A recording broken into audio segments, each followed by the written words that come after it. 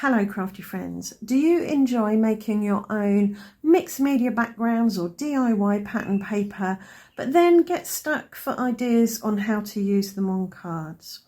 Well, if you do, then this video is for you. Today I'm going to bust some backgrounds and get them on the front of my cards. So today I've chosen a bunch of turquoisey backgrounds to work with. Some of them have got a coppery accent to them.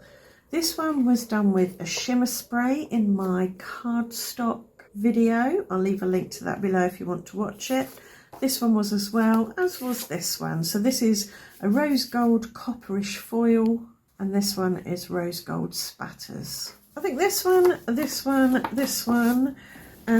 one are fine to work with as they are, but I'm going to jazz up some of the others.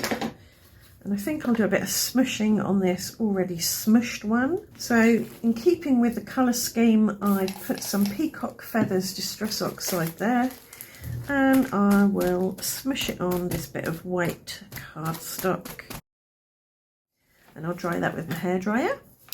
So this one has just got a very pale blue watercoloury wash on it. And I'm going to stencil on this using some peacock feathers. So there's a bit of a variegated look there. This one is some blue cardstock that's got white acrylic braid on it, I think. I'm going to spritz my stencil to activate that paint, and then I'm going to flip it over and stamp it on there. And now I'm going to dry that. And this is a piece of mixed media paper that's got a smushy blue pattern on it. And I'm just going to scrape over my Salvage Patina ink pad, and this will pick up the texture in the mixed media paper. I'll also add a bit of peacock feathers here and there as well. And for this one I'm just blending over the Salvage Patina, and then I'll blend over a bit of the peacock feathers too. And I'll spatter on some water and lift that off with a paper towel. And I'll dry that one. So there we've got a variety of turquoisey backgrounds. I'm going to use some of this rose gold copperish foil cardstock as well, so that it tones in with the little accents here and there, but also brings in a pop of complementary colour contrast. And now I'm going to take this little triangle punch. I think this was from Hobbycraft, and I'm going to punch out loads of triangles. I am going to be quite mindful about where I punch my triangles. Firstly, to give me some good patterns on my triangles, but also so that I could use the leftover piece as well. So I'll come back when I've done all my punching.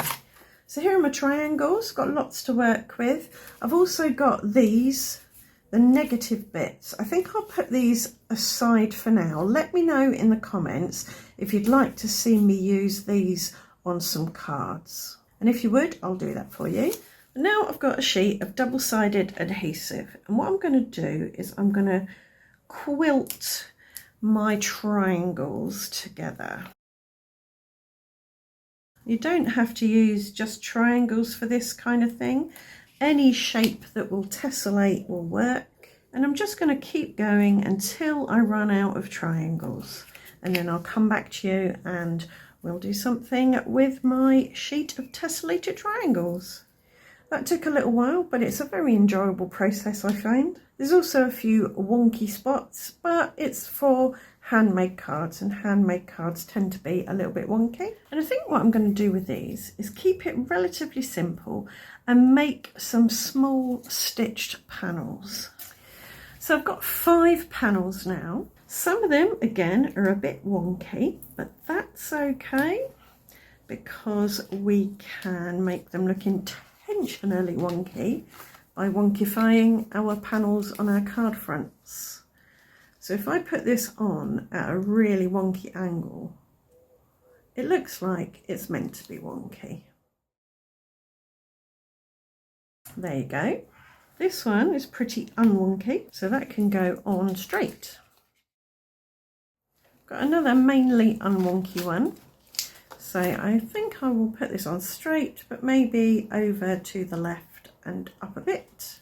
I think we can get away with this one going on straight, and I'm going to have this over to the right in the middle a bit. This one is going to come in from the side, like that. So 5 cards ready for some embellishment and some sentiments. For my embellishments, I've decided to keep it really simple. I've used a variety of film strip negative type dies to cut out some film strips and negatives, and a camera die as well. So we're going for a kind of photography theme, and I've cut them from the same white cardstock that I use for my card blanks. For my sentiments, I've chosen these cutout dies and cut them from the rose gold foiled cardstock, but I'm going to back these with some more white card.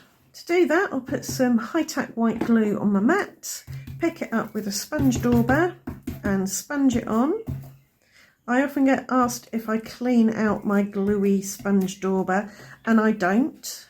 It works just as well covered in dried glue as it does not covered in dried glue, so I don't bother cleaning it out. So that's on some of the same cardstock that I use for everything else. Next, I'll take my scissors, slightly angling them underneath the foiled cardstock die cut, and then cut off the excess white. So this is the one where I deliberately put the panel on as wonky as possible. I've added glue to this bit of film strip, and I'm putting that on really wonky, and I'll just dot some glue on the back of my camera here. Add the camera down there, looking wonky too. I'm going to put the sentiment on straight, so everything's clustered in this middle area.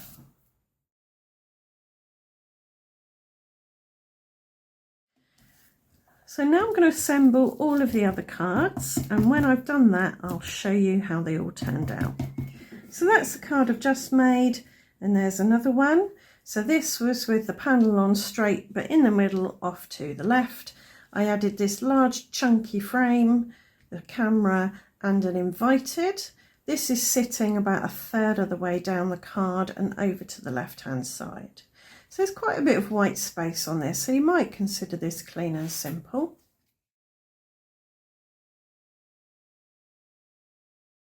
This one, the panel was on straight and down in the middle over to the right hand side. So I just put this squarish frame here with the camera and then the congrats up there.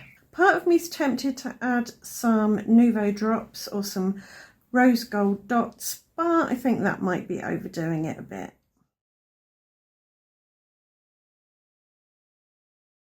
For this one, I had another nice big chunky frame. The panel is up in the top left-hand corner, so I centered all of this around this intersection point here.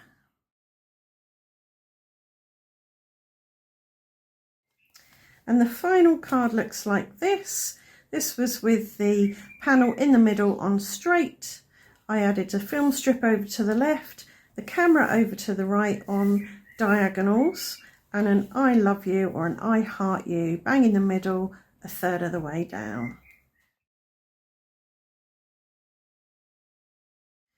So that's a nice bunch of backgrounds busted and put on cards. And this might make a nice gift set to give to someone, maybe someone who enjoys photography. I hope you've enjoyed today's video and that it's given you another idea to add to your background busting arsenal of ideas. If it has, please do let me know in the comments, leave a thumbs up, and if you'd like to see more from me, please subscribe and ring the notification bell, and I'll see you back here very soon for another video. Thanks for watching. Bye for now.